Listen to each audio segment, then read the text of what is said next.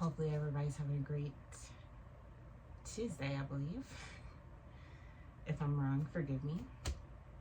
But I think today's Tuesday. I think it's Tuesday. Taco Tuesday. I kind of wanted just to come and say hi for a hot second.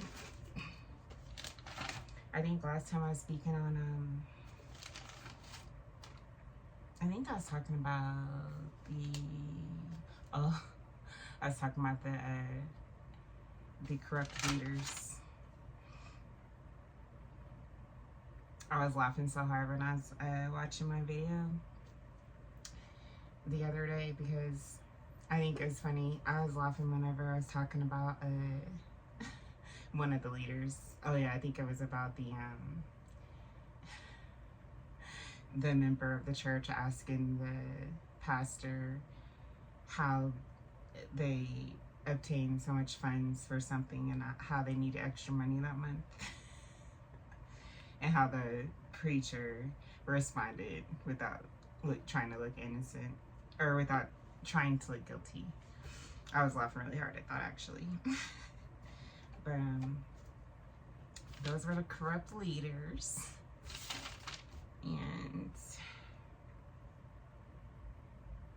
yeah, but that's what they said like in Revelations as far as the end of times with the 4 horsemen of the apocalypse. But who knows? But you know, that's what it is. That's what it is. But it's so strange because I thought it was strange because I always see the color red. I always mention this to you guys. And I remember when I first noticed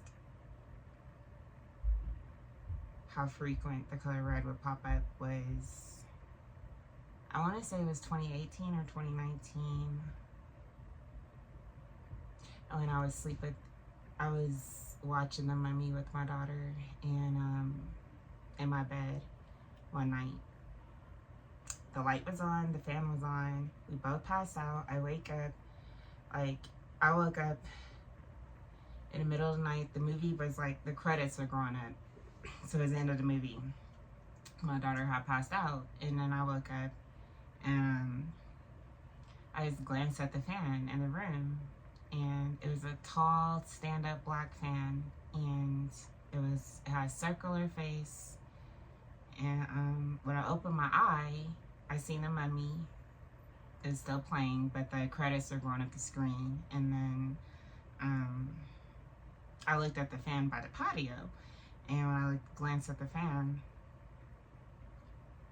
it was like all of this, it looked like Hebrew. It was like letters, right? But it was like written around the face of the fan, like the circular motion or rotation of the fan, you know, is on the face, but it was like written around the face of the fan, and it was like red painting, it looked like, and it looked like it was dripping, like it was, the letters were like dripping paint onto the other letters. So I was just looking at the fan like, what is this? And I couldn't read it because it was in a different language. But I remember researching it, like I had thought I'd seen that whenever, like in 2019, and so I researched it and recently, not too long ago, I think it was in 2024, and I was just looking at different alphabets to see if I could pick up what the language was in that dream. And when I looked it up, the only thing that matched, like literally matched the letters, it looked like the Hebrew alphabet, because I looked online and it matched exactly how the letters looked on the fan, but it wasn't, so it looked like the Hebrew language. And so I thought that was interesting. I just didn't know back then. It took a while. But, you know, when I eventually researched it, that's what popped up. And I was like, that's strange, because why would I dream of that? But that's what it was, the Hebrew language. And so I always have like some type of connection with Hebrew, the Hebrew, something with Hebrew, I think, because I had that incident. And then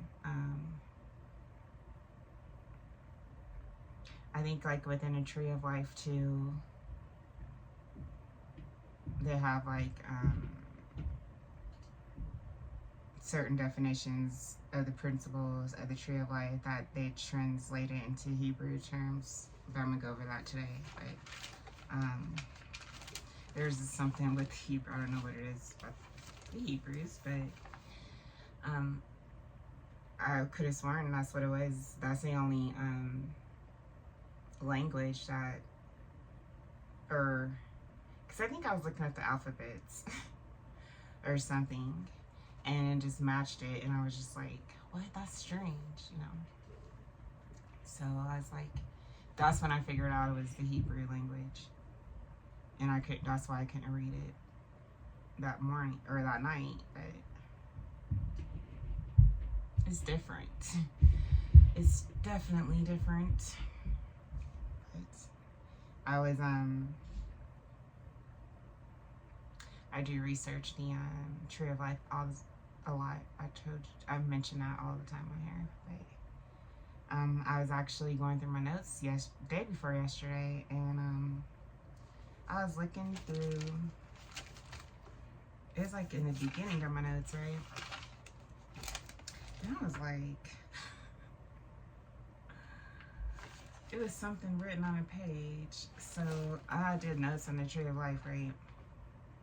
And before, like a long time ago, I always do. And I was just going through my notes the other day, and I have all the principles from the first principle all the way up to the 10th, right? Which would be which would be considered the master of the earth. Once you master all of the other 9 principles, then the 10th principle would be considered the master of the earth, right?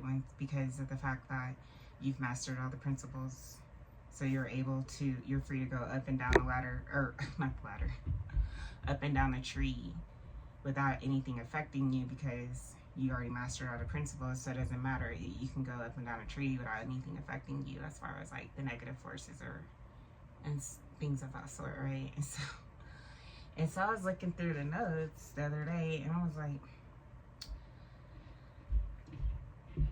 I wrote down all the principles from 1 to 10, and so I have Haru which would be considered the master of earth. Then I have mortality, which is number 10, right?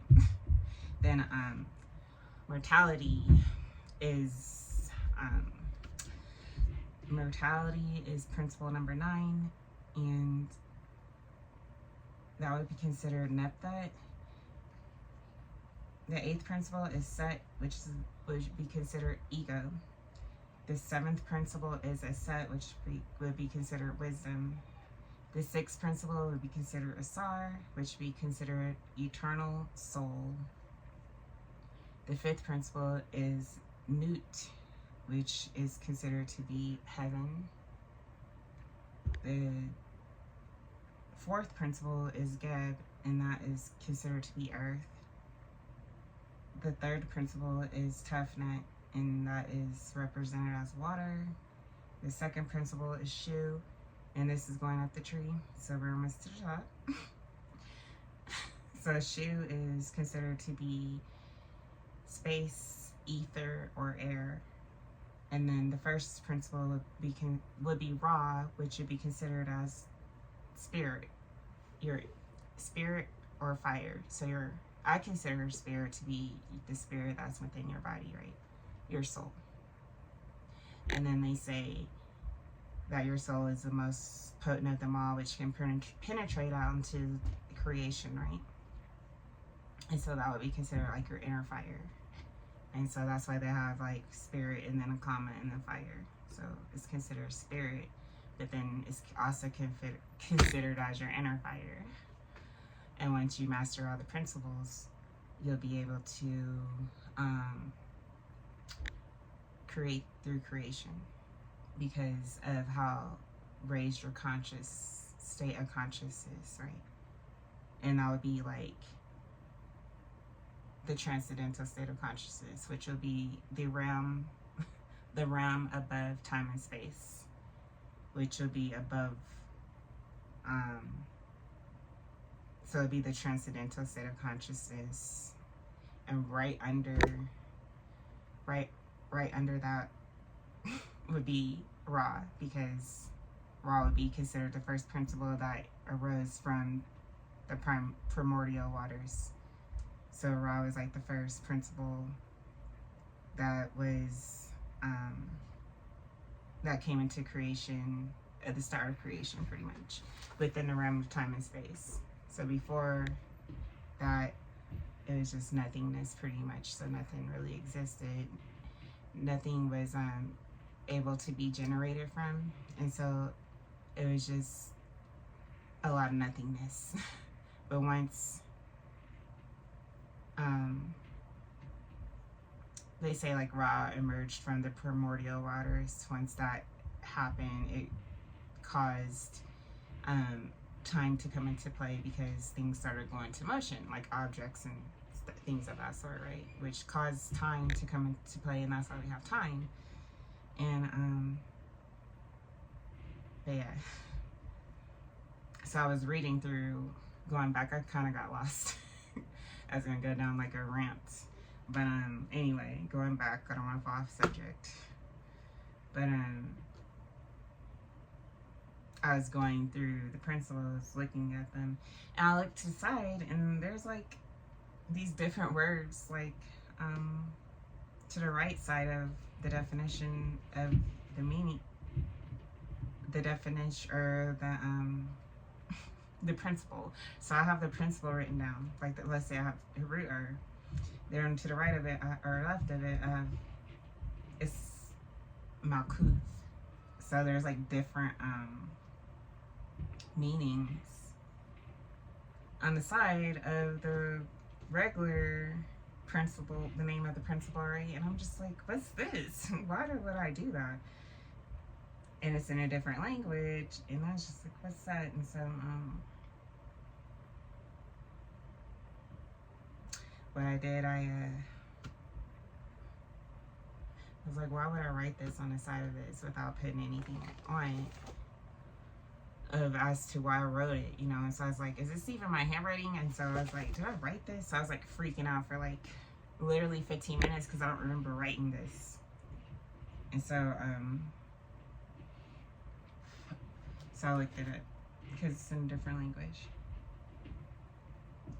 And sure enough, it was Hebrew. It's in Hebrew. I was like, what do you know? It's in Hebrew. And so I'm gonna read them to you guys really quick.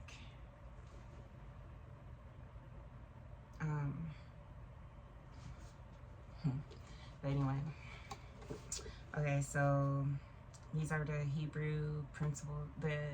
These are actually the 9 principles of the Tree of Life that I just went over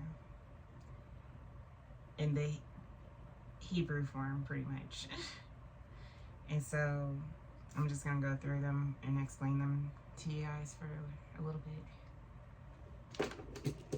So you guys may have heard some of them before because I have talked about the Tree of Life on here before, but I'll probably get deeper into it, you know.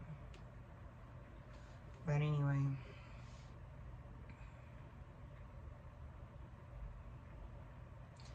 so the concept is, so like there's 10 principles. Let's say there's a tree, right? And the bottom of the tree would be like the grosser principles. And the higher you get to the top of the tree would be the more subtle principles or forces, shall I say.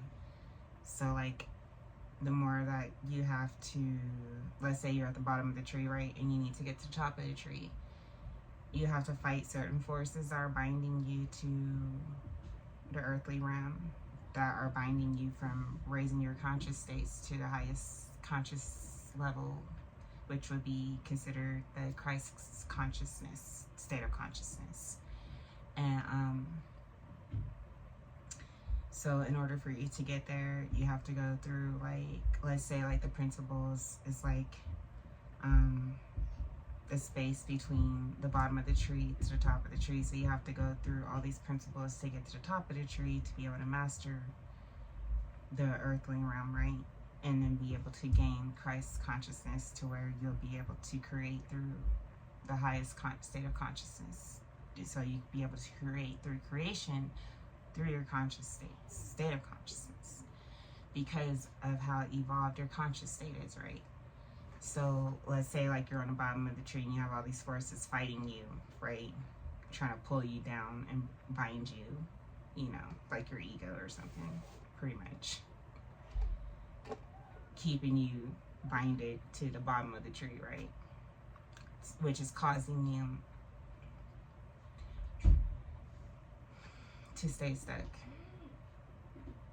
So it's like harder for you to even get, like, heighten your state of consciousness, because you're always like, because you're binded pretty much. So you have to find out like ways to unbind yourself, pretty much fight off the outside forces, which would be like the grosser forces, the grosser part of the tree. Then the higher you go up the tree, the higher you fight off those forces, like your ego, jealousy, hatred, envy, malice, all of that, right? Once you're able to fight all of that off, then you're gonna be able to keep rising as far as your conscious states, right? And the more that you let it bind you, the harder it is for your conscious states to grow, right? And so you'll always be stuck on the bottom of the tree, and be harder for you to actually evolve consciously to be able to create through creation. And so, but once you're able to master those principles, you'll be considered the master of the earthly realm the earthly realm. And then you'll be able to move freely up and down a tree as you like, because you already mastered it, right? Without anything affecting you. So even if you, like, it's just like nothing can actually bind you, because you already mastered it, right? So you're pretty much free at that point. But so it's pretty much going within yourself, pretty much, and fighting off those forces, trauma, your ego, pretty much too, jealousy, all of that stuff, right? Then you also have to have the wisdom to be able to understand how to raise your state of conscious, you know, because if you don't have the wisdom about it, you're not going to know anything about it, and you're always going to be stuck, right? And so that's another principle too, because once you gain the wisdom, then you have the knowledge, which will make you be more knowledgeable than others around you, because you know more, right? But you can help others, you know. But once you have the knowledge of it, then you'll be able to apply it to your life to be able to raise your conscious states to the highest states possible, to be able to create through creation yourself without doing magic. Anyway, so I just wanted to go through a couple of principles. Well, actually all the principles, but give you guys the Hebrew terms. It was strange, because I would always think about the Hebrew stuff because of the letters that was on the fan, and then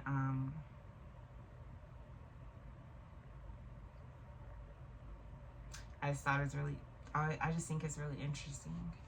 And so, because I have like a lot of strange encounters and dreams and things of that sort that has to do with a lot of things like that. And so it's just really interesting when I see stuff like that, especially it's like a mystery to me, because it just comes to me and I'm like, oh my God, what is that? And then I go research it, and then it just pops up one day. I'm like, oh my God, this has to be a game. But it's not a game, but it's like, it seemed like it, because it's like a puzzle piece or something to me. It's kind of strange. So the other day, I was like, what is this? So the first one is some Malkuth Yesod, Hold, Nekzak, Neparat, Geburah, Chesed, Mana, Chokma, Kether. I was like, what's this? But it's written right next to each principle. So I was like, why would I write that to the side without putting any of anything? So I researched it. So I was almost like freaking out, because I was like, this don't even look like my handwriting, I don't think. But I think it is. But I don't know, maybe I just zoned out one day, was just jotting down, brainstorming or something, I don't know. But that's strange. So I don't know why I did them out of order, but let's see if I could go backwards. I guess it doesn't matter.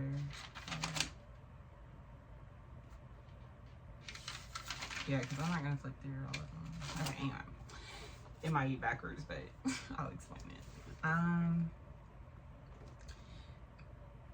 So the first one I seen is called, I don't know how to pronounce it, but it looks like it's Geburah. Geburah, and it says that it's a term for strength, judgment, and discipline, representing the power of restraint, setting boundaries, and awe within Jewish tradition. It's the fifth attribute on the Kabbalistic tree of life, balancing chesed, which means loving and kindness. So balancing loving and being kindness by providing necessary structure, rigor, and the ability to say no. So that's what Geburah means. And that is listed as the fifth principle on the tree of life. And the fifth principle on the tree of life is newt. It looks like nut, but it's pronounced newt. So, and newt means heaven, pretty much. So that's the Hebrew term for newt, heaven. Geburah. It's either Jibora or Geburah. I think it's Jibora or Geburah. But that's the fifth principle, which is heaven. Malkuth is a kingdom. It means kingdom. It's the 10th and final attribute on the tree, representing the material world, physical existence, and the culmination of divine energy. It is located at the base of the tree, acting as a gateway or vessel that receives, anchors, and manifests the light from the higher spheres, embodying the concept of as above, so below, derived from the Hebrew word Malachi, which means king. And that is Haru-Ur, because it's the 10th principle on a tree. And you guys know when I mentioned to you guys about Haru-Ur, Haru-Ur is the master. Haru-Ur would be considered a master of the earthly realm because of the principles that the aspirant mastered. And the aspirant is pretty much a student. So once the student masters all the principles, they'll be considered the Haru-Ur, which would be considered the master of the earthly realm, right? So it'll be the highest of the highest of the highest. the master. Yeah. So that's her, the master of the earth. And in the Hebrew language, it's pronounced Malkuth. Then Yesod would be the ninth principle. And it says that it's a Hebrew word meaning foundation or base, representing the ninth attribute on the tree, acting as a bridge connecting divine energy to the physical world, acting as a channel for gathering, focusing, transmitting spiritual light, creativity, and emotion into action. And so that is Yesod. So Yesod is pretty much a bridge connecting the divine energy to the physical world. So like, yeah, as above, so below.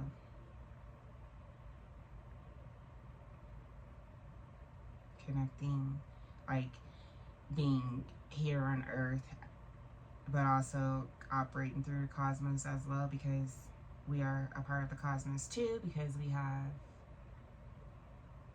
our cosmic being within us too, you know, our spirit. And so once we understand that we are a part of cosmos too, you know, we'll be like able to be here on Earth, but also vibrate consciously on a different conscious state of consciousness, to where we're connected with the cosmos, or we can connect through the cosmos too, consciously, to the higher we raise our conscious states. Yeah. But that's the ninth principle, the Neptet, which would be considered mortality, which is your body. And that's why it shows that the Hebrew meaning would be considered a foundation, because your body would be considered a foundation for your soul, I would think, because your body wouldn't really exist if your soul isn't inside of it. So it'll have to be a foundation. I don't know, some type of foundation for the soul. Foundation, base, representing the ninth attribute of the tree. Yeah, so it acts as a bridge connecting divine energy to the physical world, because the spirit is in the body. So the spirit is in the body. So yeah, it makes sense.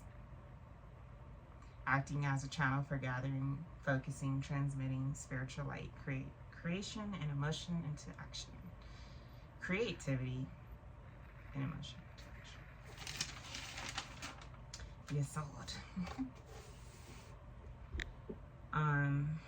The third principle on the tree of life is Tefnut, which is water.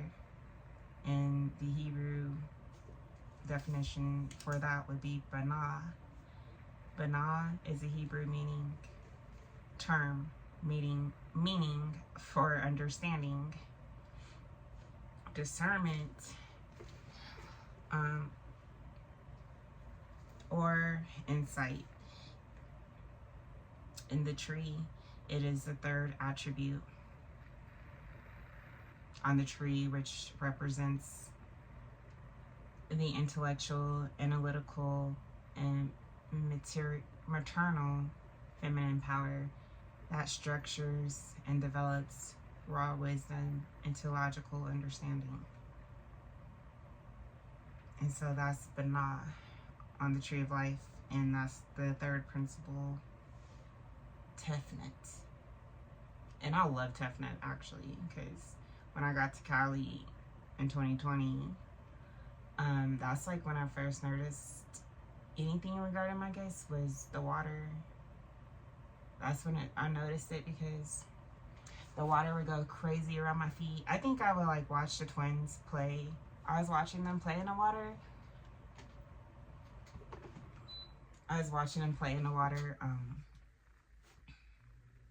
Every time I would go, we went like a couple times. And I really never went down to the water. I would always sit on the sand, and like, I was writing this book It's like this book I was writing for, or I still have it, but like it's like my journey because I didn't know what was going on. It's like all this cool stuff and crazy stuff too at the same time, and so it's just a lot going on. So at that time, I started journaling about it because when I got to Cali, that was right after I had all that experience on the highway in Utah regarding the new earth and what was going to happen regarding the new earth and the old earth and what was going to happen to the old earth and people of the old earth. So when I got to Cali,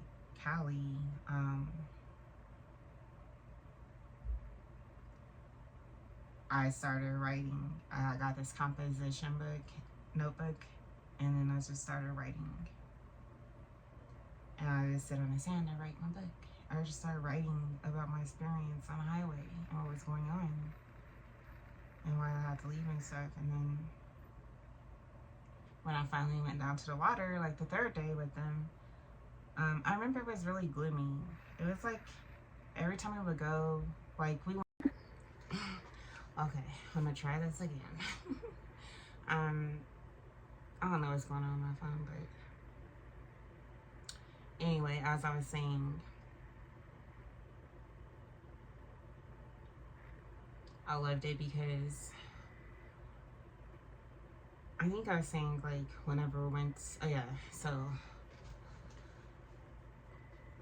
a few years later, I went back to Cali, and after 2020, like, okay, so after I knew I could do certain things at the water, I was like, okay, I'm going back, like, because this is freaking cool, like, what is this, right? And so I would practice my gifts at the beach with the kids, and when they went with their dads and stuff, I just dedicated the rest of my time to that and working literally the whole time from 2020 all the way up until I left. I think I left in March of 2025. And so I was working and stuff too on top of that, right? And so I noticed like the more that I went to the water, like the more things would manifest through creation, right? The more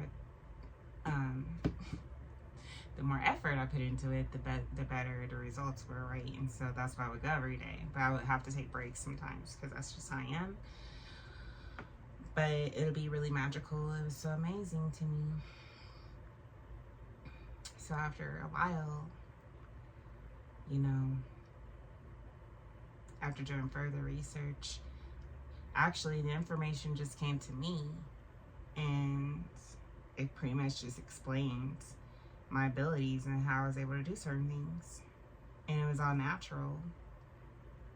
So I was actually going up the tree without knowing I was going up the tree. So when I got to Cali, I was already a tough nut. So that's why I love tough nut. I always talk about tough nut because of the water. There's times where I think I went to this park once and I was just like, just looking at the water. It's a weekend and a lot of people were at the park. I was bored. I was alone a lot, to be honest. I never really have friends out there. I did that on purpose to protect myself because I didn't know what was going on. And I had a lot of people stalking me and watching me and stuff. So I kept to myself and just practiced my gifts out there because of the beaches and the water without telling anybody what I was doing. And so I would work all day and then go to the beach too in my free times. And that was like majority of my days, literally. Or dancing in the water. Or so that was like my dream job, literally. Even though I wasn't getting paid for it, I still worked doing like deliveries and stuff, but I just thought it was just freaking amazing because it took my mind off of all the negativity and like all the gang stalking and stuff. And it was just so magical to where it kind of eliminated all of that. So I wasn't really depressed. It kind of helped me stay like high vibing. That's why I love it so much. Well, that's why I love God. And but it helped me. So that's why I love Tough Nut. Well, I love The Tree of Life, but you know, that's one of my favorites because that's like when it all began. So like when I got to Cali in 2020, I was already like up the tree. So Tough Nut is the third principle, I think. Let's see.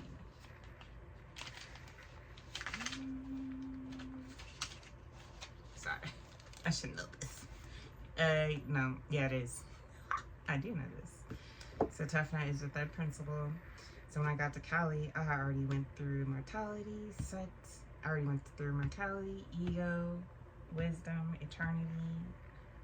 I was going through all of that without knowing. So by the time I got to Cali, since all that stuff was happening with the water, I was already third to the first. So I was already like close, 2 steps away from the raw Christ consciousness.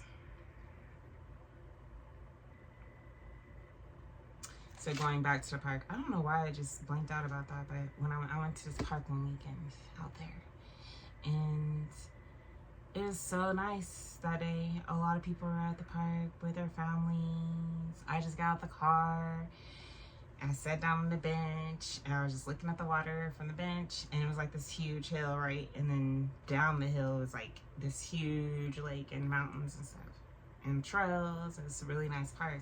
I would go there a lot. And so I sat there and I was just looking at the water on top of the hill on this bench. I wasn't even trying to do anything. I was just looking at the water. And like all of a sudden, the water just looked strange and it looked like it's getting lighter. And I was like, what the heck? Am I tripping right now? So I just kept looking at it. And it started changing. It was like a darker blue.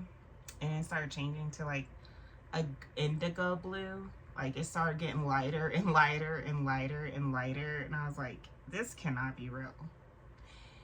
So I didn't say anything to anyone because I never knew anyone out there. I always kept to myself because of all the gang stalking. And so I just sat there. And then all of a sudden I heard this girl. She goes, oh my God, is the water changing colors? What the heck? And like she started freaking out. And then like everybody at the park starts freaking out, and they start grabbing their stuff, and they start leaving the park, looking at me all weird like I'm a freaking alien. And I'm like, oh my God, what the heck? I'm not even doing anything. It's freaking weird. Like, it's so weird to where I remember I went to the store right after that, and like, it was Walmart, and so like, this guy was walking his baby in a stroller, his wife, and like, he saw me, he just looked at me, and like, he like, hurry up and like, put down the top of his baby's stroller so I couldn't look at his baby or something. Like, what the heck? But he wasn't even at the park, so I was just like, that's weird. It was just freaking weird. But that's like the first day that I noticed the water changing colors. And then after that, I got obsessed and I kept going back to the ocean. And I would go every day or as much as I could. And when I could, if I wasn't working, that's what I would do in my spare time. And so I noticed that at the beach. And I noticed when I go to the beach, the water would try to like vibrate. It'll try to like gravitate towards me. Like, it's so weird. When I go to the beach, the water like literally, it could be far from the shore. But when I go to the beach, the water it comes closer. So everybody has to move their stuff like back every time, and they'd be looking at me almost like my bad, because like the water would come and then like it starts like going crazy, and so the water like gravitates towards me so crazily. Anyway, so I would go like all the time. And I noticed it got better and better each time. But I felt bad for the people because they get so upset. They were just looking at me like, what are you doing? But a lot of people actually love it, actually. Because, like, the aftermath is crazy. It's so amazing. It's like either be really beautiful or really watery. Because the water, like, I kid you guys not, it could be so far away, but, like, once it happens, it's over. And, like, everybody has to move. And it's just like, and then the waves go even crazier to where I have to walk away so I could just stop. Or just, like, walk away. Even if I just sit there, it just gravitates towards me. I'm just like, this is crazy. But I think it has a lot to do with resonance, which I mentioned the other day. I'll talk to you guys about resonance, you know. And, because I don't know, it makes no sense any other way. There's times where I could sit in Indian style and watch the waves and stuff, but, as I'm watching the waves, I can, like, literally feel, like, when it goes, like, when it builds up, when the wave builds up, I can, like, literally feel it. It's hard to explain, but I can feel it as it's building up. It's like I could feel it in my body, like, kind of like I'm, like, connected to it. It's weird feeling. And then when the wave goes down, I can feel that too, where it's like pulling away. It's so crazy. It's so weird. It's like I can feel it, the emotions. That's how in tune I am with the water. And so whenever I came across the Tree of Life and I was researching everything, I was like, oh my God, this makes sense. This is why all this stuff is happening to the water. And then, like, a little bit after that, I would walk in the woods a lot and do my videos for YouTube and stuff. And I started noticing the wind after a while, picking up when I was around and stuff. It would go crazy and stuff, you know. So then I started noticing more with the wind. And the air, and then the clouds and the colors and all the stuff in the sky. It's pretty amazing. But I didn't know what the heck was going on back then. I thought I was in freaking Twilight Zone. But after I got the knowledge, which fell upon my lap without me searching for it, it kind of explained the process and how to embody all these principles, which becomes more subtle the higher you rise up the tree. Then you'll be able to work through creation like that with your spirit, pretty much your inner fire. That's what it is. But you have to learn how to do that. But you wouldn't never understand that if you wouldn't have the knowledge, the wisdom to do that, right? And you'll always be stuck at the bottom of the tree if you don't know how to rise to the top of the tree. We wouldn't know that knowledge if it was lost or taken away or demolished. You know, I didn't even know until I came across the knowledge and I was like, oh, so this is what's really going on. Because I don't do magic or dark magic, anything, no type of magic. So I was just like, why is the water doing this? Why is all this cool stuff happening? And sure enough, I got the knowledge. It just, like, came across my lap, literally. And I was just like, what? So that's why this is happening? That's why this is happening? I don't have to do dark magic at all? So I never have to do magic. I've never done magic. I don't even know how to do it. I don't want to learn how to do it because I don't need it. Because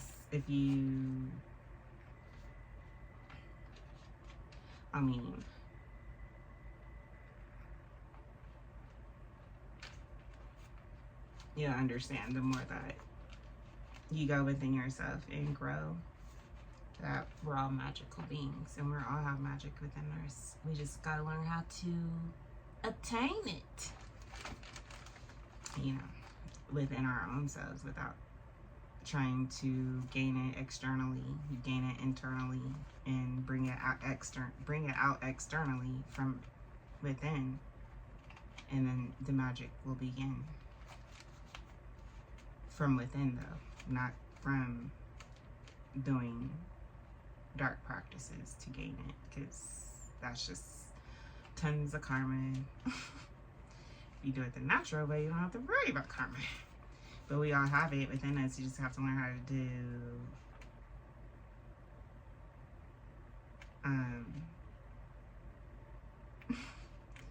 grasp it or unlock it.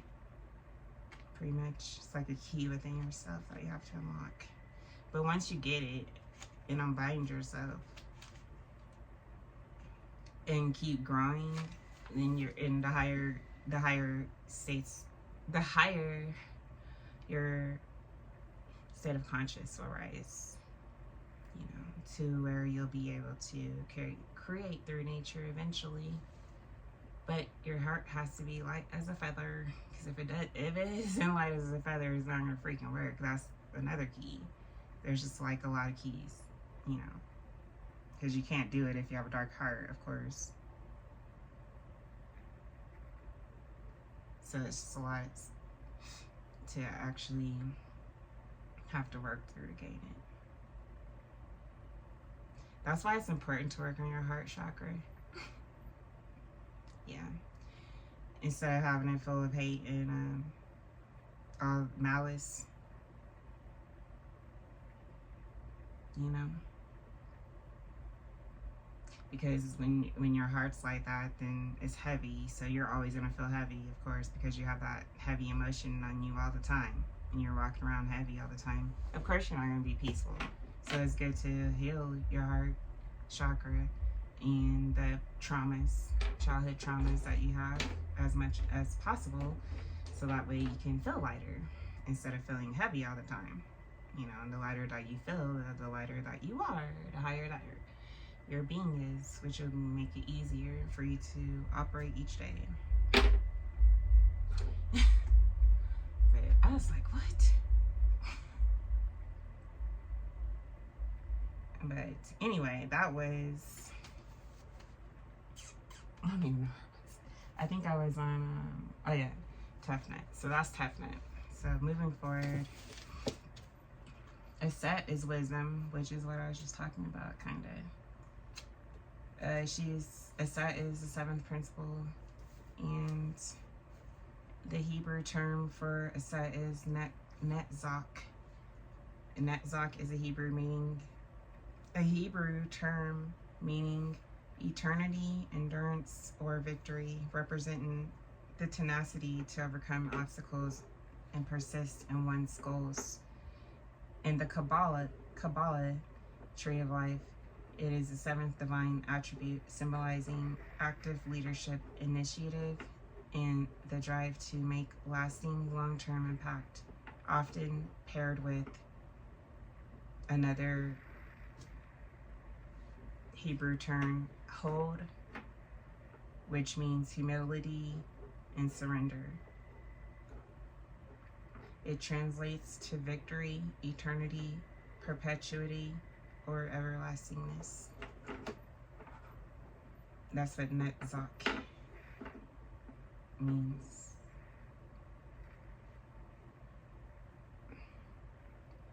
As far as the seventh principle of the tree of life, which is wisdom, except Isis is Aset, pretty much. And Isis was married to Osiris. Osiris is the soul. Osiris is the god of the underworld. Him and Aset were mates, so they were together. He ended up passing away, I think, and becoming the god of the underworld. But they were married, and she's really wise. And she would go around town and everywhere to gather information and stuff. She's really wise. but she had a lot of healing powers because she manipulated she manipulated I think it was Ra, and he ended up giving her his real name because God, I guess he did, no one really knew that his name, but he gave her his name because to heal him from the snake bite that she set up so he can give her his name so she could have the power. She tricked him, but he trusted her enough to give her his real name. And when he gave her his real name, she was able to heal him from the snake bite. So she ended up being really powerful because she was the only one that knew his real name. And when she would speak his name, it would heal. You know, it had healing abilities. So she's the only one that knew it. She got it deceitfully, but I guess he trusted her enough to have it, which caused her to become really powerful. A powerful queen. But that was Isis.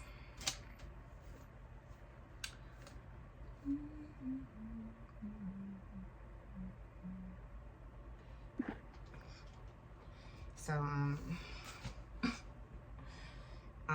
but that was Isis. And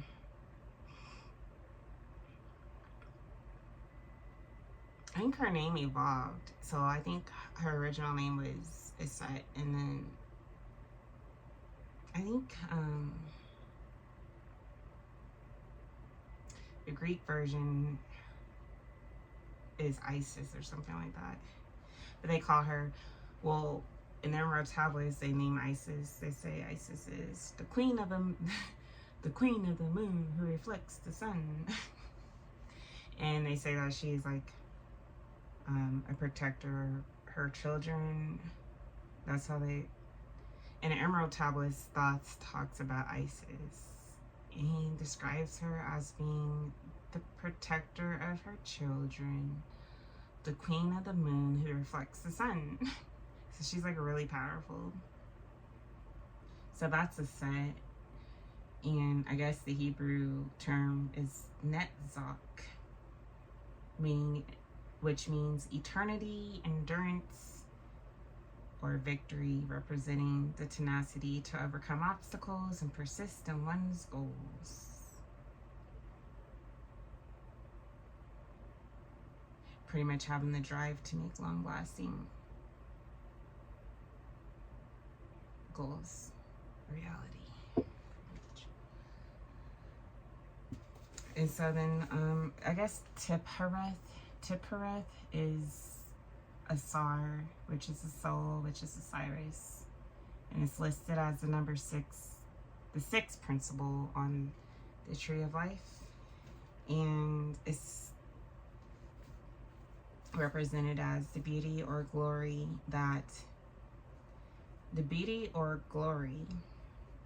it's the 6th attribute on the Tree of Life, representing the central point of equilibrium, harmony, and consciousness on the middle pillar.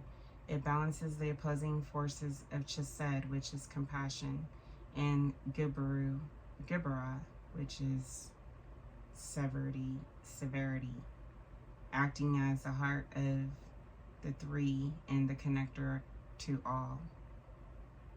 The symbolism of it represents the sun. So I guess the sun symbolizes the soul, or symbolizes Tiphareth, which is the soul, which is the central point of equilibrium. So I guess the sun represents that central point.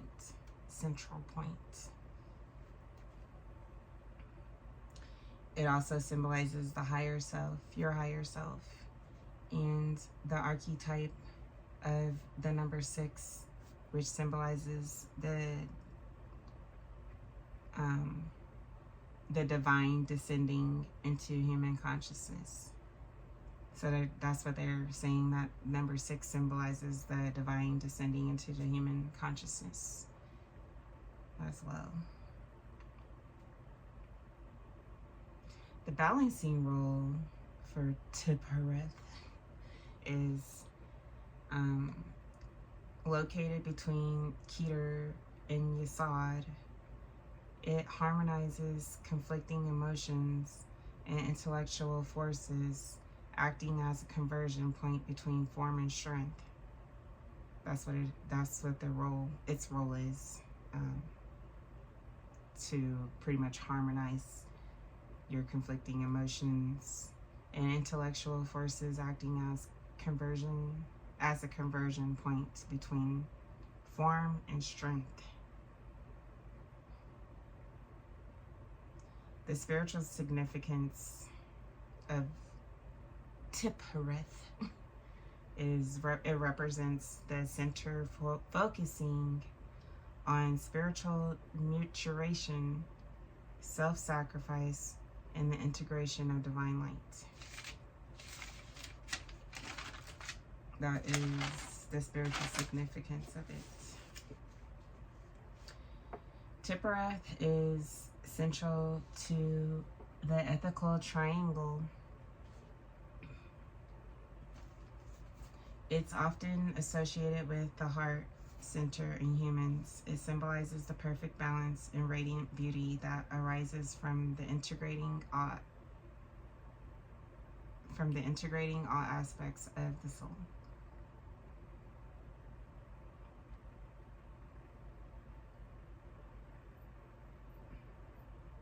So its essential point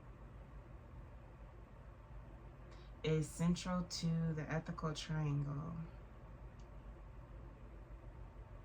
which is often associated with the heart center in humans, which symbolizes the perfect balance and radiant beauty that arises from yourself, from your soul. It arises, the radiant light comes from within, pretty much. That's pretty much what they're saying. From your soul. So that is Tiphereth, beauty or glory.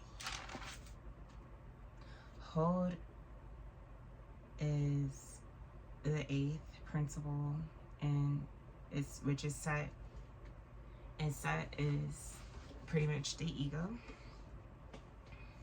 And the definition for Hod is it's the 8th attribute, of course, on the tree of life, representing splendor, glory, majesty, and humble submission. It embodies limitation, intellect, and the power of language, focusing energy into specific forms. It's associated with gratitude, the left leg due to being the left... It's associated with gratitude. I don't know if I want to say this last, but they're saying, like, with this one, it's represented as the left leg too, due to it being the left, but located within the left column of the counterpart to Netzach, which is Netzach is wisdom, which is a Set. So the counterpart of a Set, or like, they're not actually counterparts, I don't think. They are like, I think they're like diagonal from each other, possibly. Yeah, I think they're diagonal from each other. But it's associated with gratitude. And the planet Mercury. What? Mercury? That reminds me, I just seen something about Mercury. Right before I did this video, so I'm gonna have to watch it. It's something regarding something they found out about found on Mercury recently. So I don't know, it's pretty interesting. Maybe they found life. I don't know. That'd be kind of cool. I'm gonna have to look at that later. I saved it to watch it later, so that's funny.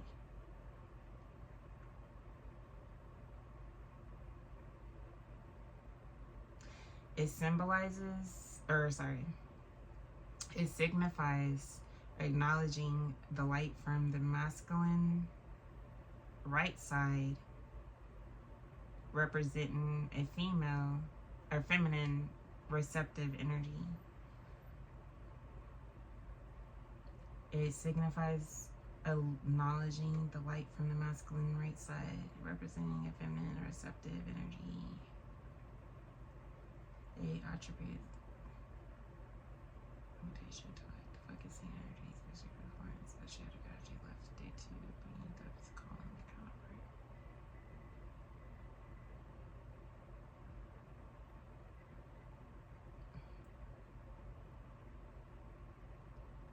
So it's like saying like the left column was like the counterpart of ego, and so then it signifies acknowledging the light from the masculine. So from the right column, the feminine side would acknowledge the light from the masculine right side of the column, which represents a feminine receptive energy. So the feminine side is more receptive, pretty much attribute of an individual is more, or aspect, sorry, of an individual is more receptive, and then the male aspect of the individual is more like to take action, right?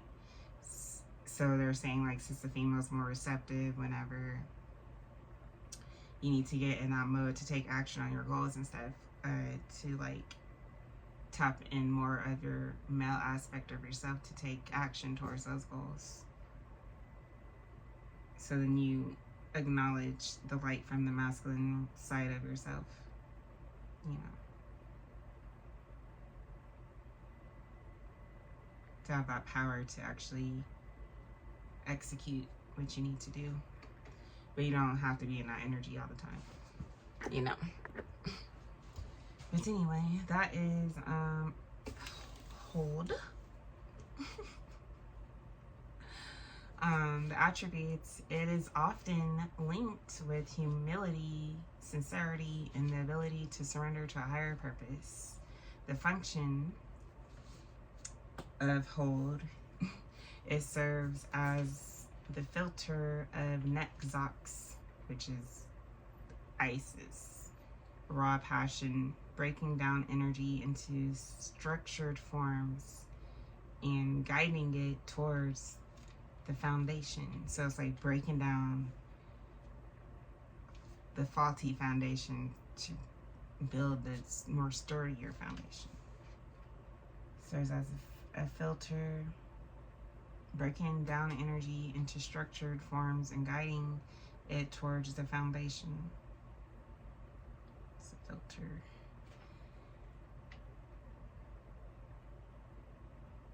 Symbolism associated with the left leg, it represents the steps of justice when paired with Isis. It's also connected to prophecy and the intellectual ritual aspects of the mind. So it represents the steps of justice when paired to Isis. It's also connected to prophecy and the intellectual ritual aspects of the mind. The role in life, it encourages finding joy in serving others and accepting rather than forcing the flow of life. So just accept the, so I guess like to just accept the flow of life instead of forcing it to. It's another thing. Chesed is pretty much the fourth principle in the tree of life, and it's pretty much in a tree of life it's Ged, and Ged represents earth,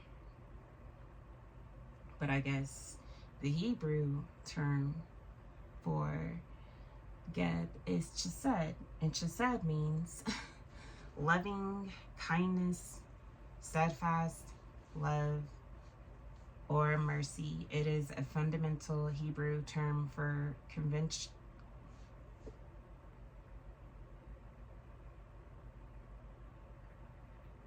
covenantal love.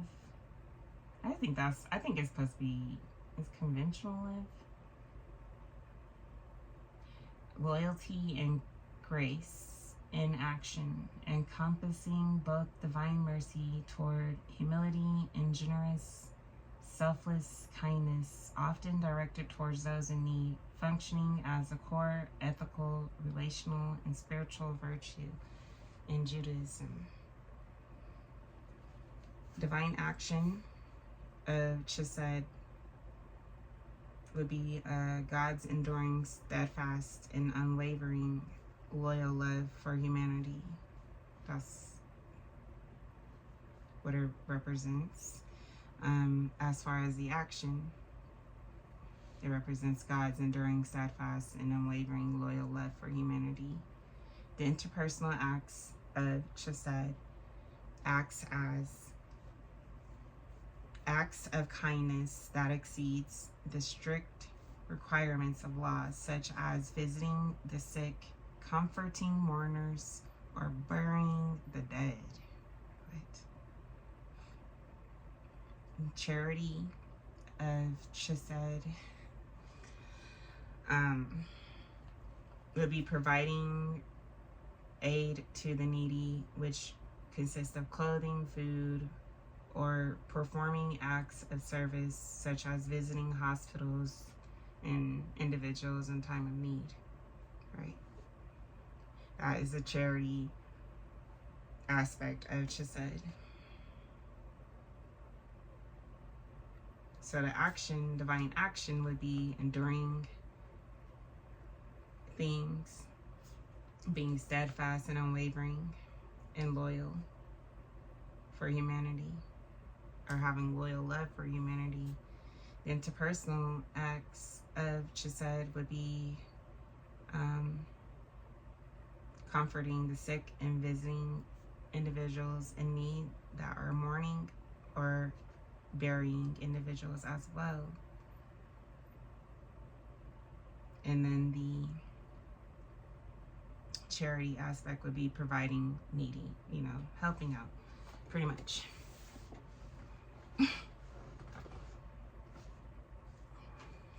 The loyalty, let me highlight this.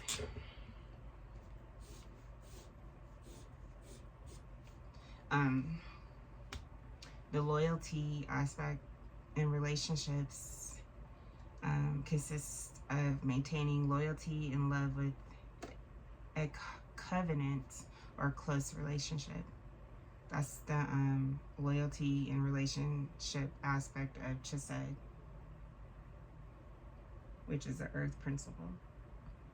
So when it falls under that category, it's saying like it represents loyalty and love with a covenant or a close relationship with someone that you have. Chokmah is the Hebrew term for Tefnut, which is water, which is the second principle in the tree of life. In Hebrew, it means, the term means wisdom, representing a holistic concept combining intelligence, practical skill, and moral as well. God-fearing insight, too. It refers to the ability to live rightly and acting with prudence and cunning in daily life rather than only intellectual knowledge. That's Chokmah. The biblical wisdom of Chokmah is often used in Proverbs to denote skilled living, righteousness, and the application of God-centered knowledge to daily decisions.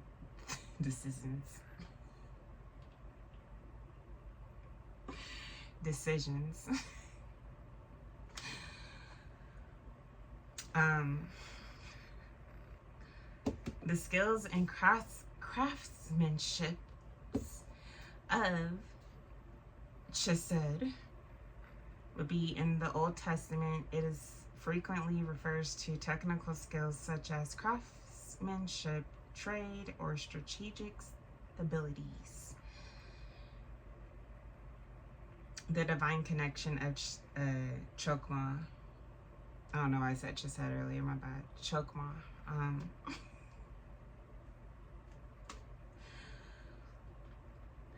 The divine connection for Chokmah is considered a gift from God, embodying the creative force behind the universe. So that's the divine connection of Chokmah, of water, is a gift from God, embodying the creative force behind the universe.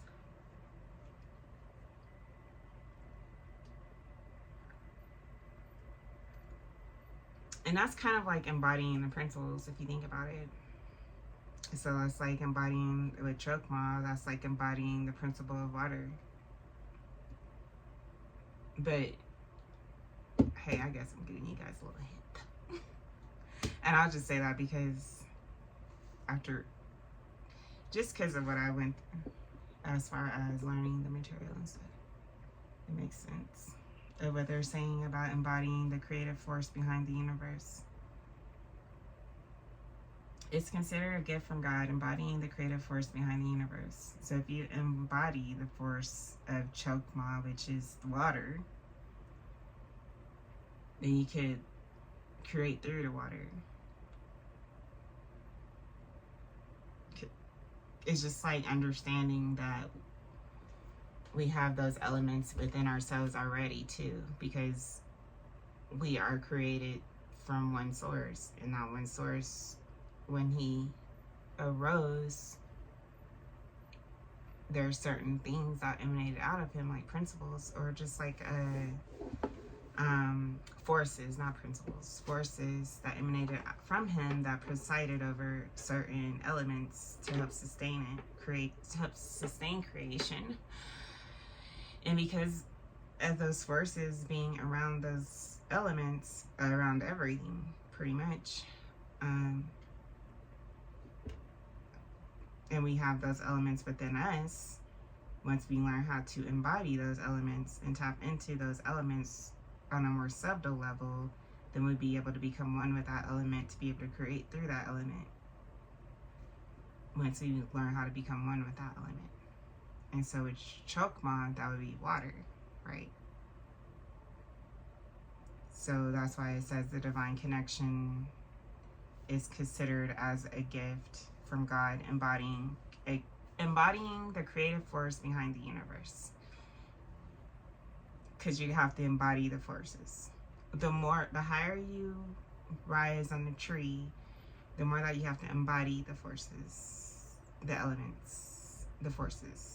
The lower, because it's more subtle, the lower on a tree is more grosses, but the higher is the more subtle forces, which is where you would have to learn how to embody those forces, or dissolute creation. The higher you get to the top of the tree, it becomes dissolution of creation. Going up the tree, but dissolution of creation. So then you have to learn how to embody those elements, like water, air. I would say fire would be considered like your inner fire to me, and your spirit. That's why Ra is represented as spirit and fire. But once you learn how to embody the subtle forces, then you'll be able to create through those principles, elements of creation. So that makes sense to me. But the mystical and philosophical meaning in Kabbalah, it represents the first flash-like spark of insight, of intuition, before it's developed by understanding. So it's like pretty much going in within yourself to become one with yourself. You like using your intuition, paying attention to your intuition, your senses, everything. You're how your body reacts to certain situations, certain people, anything, the environment, anything. Like being more in tune with yourself by going within yourself and becoming one with yourself, right? So that's why it represents a flash-like spark of insight or intuition before it's developed.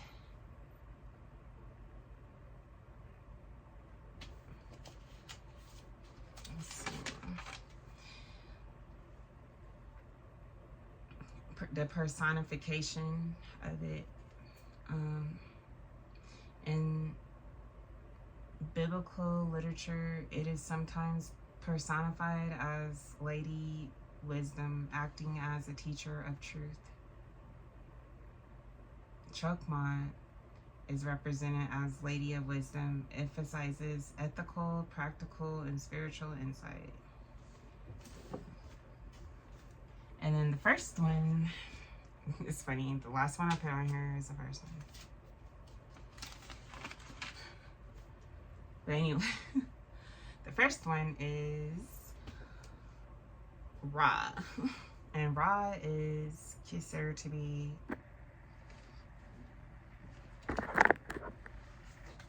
okay, so Tether is, or not, Kether is the Hebrew meaning for Ra.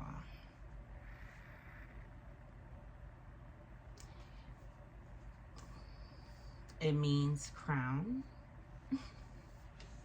It means crown. And it represents the highest, most transcendental level of divine manifestation in Jewish mysticism, which is the Kabbalah. It symbolizes the ultimate subconscious divine will sitting at the top of the tree of life as the source of all existence. In Hebrew, it also refers to a literal crown, a watch crown, or a dental crown. So it represents the crown. That's what Kether represents. Because, well, it's the same thing as I was mentioning earlier, how it's the highest of the conscious state, a conscious that you need to reach to be able to manifest through creation, right? So that's why they consider it to be the crown. The Kabbalistic meaning of Kether, or Kether, I think it's Kether. It's the first and highest of the 10th principles. It represents the often hidden connection between the infinite and the finite world. It symbolizes divine authority, royalty, and due to its position above the head, the highest spiritual consciousness. In biblical context, it appears in the book of Esther, referring to the royal crown. But anyway, that is the crown. I guess the Kether means the crown. It's weird how it's the first principle and it's the last one I wrote. So I did it out of order on accident. But it's okay. But that is the Hebrew terminology for the 10 principles of the Tree of Life. It's so strange because I was even looking for it and it didn't even look like my handwriting, but I guess I did do it. I had to. I just don't know when because it's just kind of strange. I just flipped it through. I was like, who wrote this? And I looked at it and I was like, this is a different language. So I literally had to research it. But I think I wrote it down in another notebook before, a long time ago. That's why I was like, it's a high possibility that I wrote this.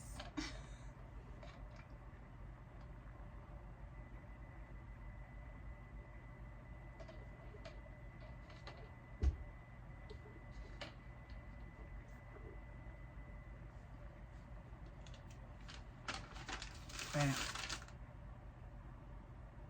yeah, it's like, that's freaking crazy. But you know, once you reach the highest state of consciousness, you'll learn how to work on your heart chakra and work through all the principles and stuff. And you'll be able to create through creation eventually, if you do it the right way. I mean, we all know if you do it the wrong way, what's gonna happen. So it's just like annoying to even try to fight it. Just if you do it the right way, you'll always be able, no one can take it from you, you know? If you do it the wrong way, of course you can take it from whenever, because it's an illusion. So if you do it the right way, no one can take it from you. Those are the Hebrew principles of the Tree of Life.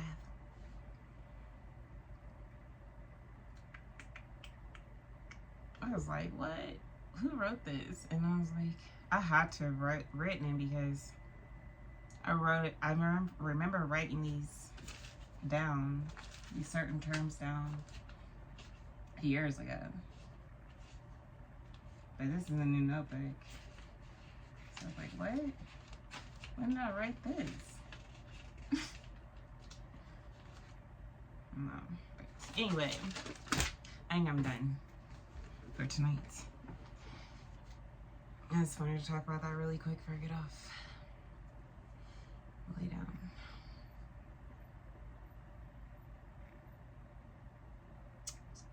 Hey, at least I still have it. So I could go back and read it whenever I feel like it.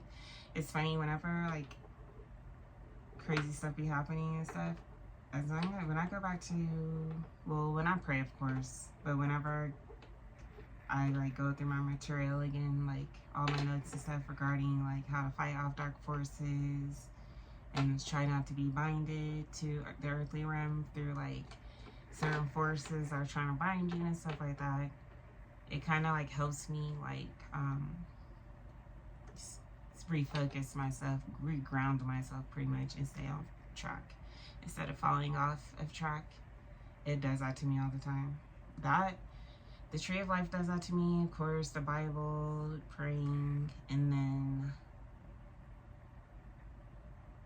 I think the Hermetic teachings does that to me, and then emerald tablets. Anything that makes me feel good, then I'm all for it. As long as it makes me feel good and it's not bad for me. But like, I noticed the Hermetic teachings does that to me. The Tree of Life, the emerald tablets, and I think that's it. But anyway, I'm gonna get off now because my phone's acting crazy. So I hope you guys have a great night, and I'll be on to talk to you guys soon. I love you. Bye.